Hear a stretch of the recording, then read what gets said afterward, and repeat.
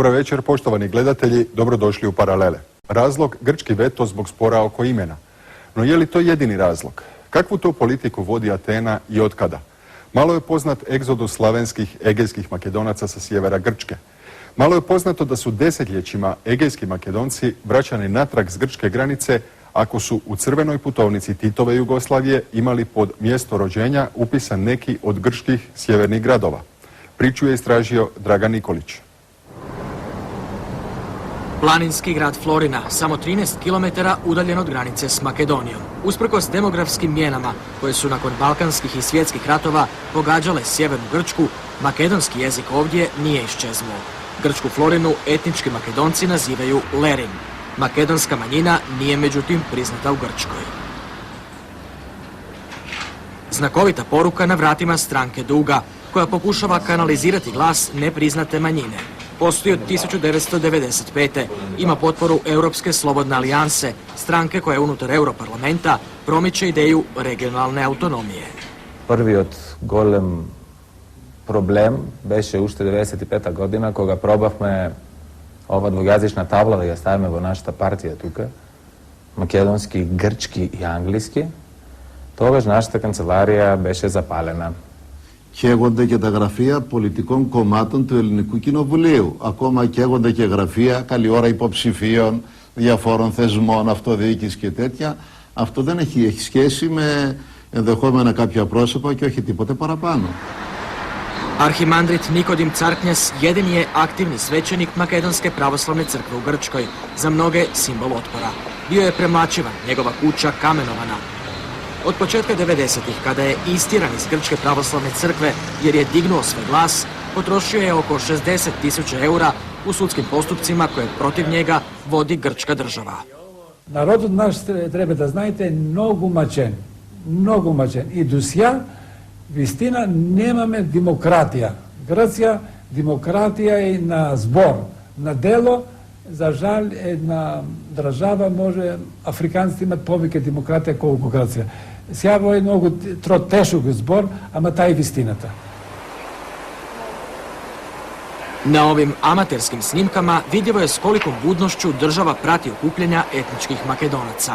Nedavna izvješća povjerenika za manjinska prava Vijeća Europe, ali i onoga UN-a, u kojima se izrijekom tvrdi kako u Grčkoj postoji obespravljena makedonska manjina, službenu Atenu ne diraju mnogo. Ona odgovara, postoji skupina grčkih državljana koji govore jednim slavenskim dijalektom, ali i dodaje da su neki od njih izmanipulirani u političke svrhe od vanjskih čimbenika. Με λίγα λόγια να πω ότι στην περιοχή μας δεν υπάρχει περίπτωση να υπάρχει άλλη εθνότητα από την ελληνική. Ένα έθνος υπάρχει. Από εκεί και πέρα υπάρχουν κάποιοι οι οποίοι μιλούν διαλέκτους. Αυτό δεν σημαίνει σε καμία περίπτωση όμως ότι αποτελούν διαφορετική εθνότητα. Za etničke Makedonce pravda je na grčkim sudovima nedostižna. Sve češće se stoga obraćaju Sudu za ljudska prava u Strasburu. Novčanu odštetu koju su na toj adresi dobili za palež njihovih prostorija 95. iskoristili su, kako bi kažu, odradili posao Grčkog ministarstva obrazovanja. Кога добивме во Страсбург овај случај, добивме 35.000 евра.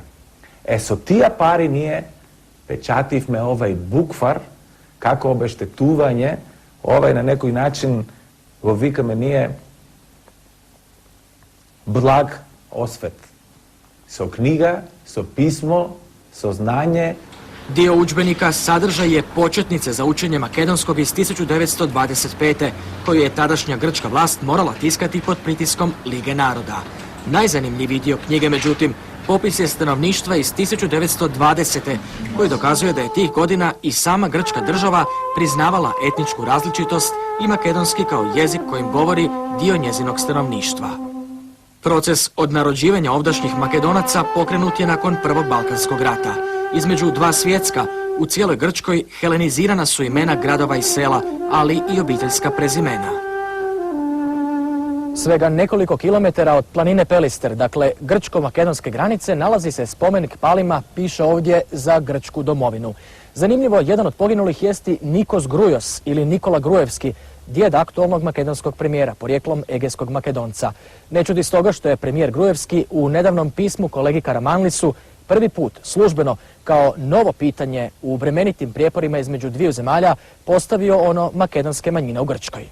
Simpatizerima komunističke partije koji su otišli iz zemlje nakon građanskog rata, zakonom iz 1982. Grčka je omogućila povratak i vratila imovinu, ali samo ako su pristali izjašnjavati se Grcima po rođenju.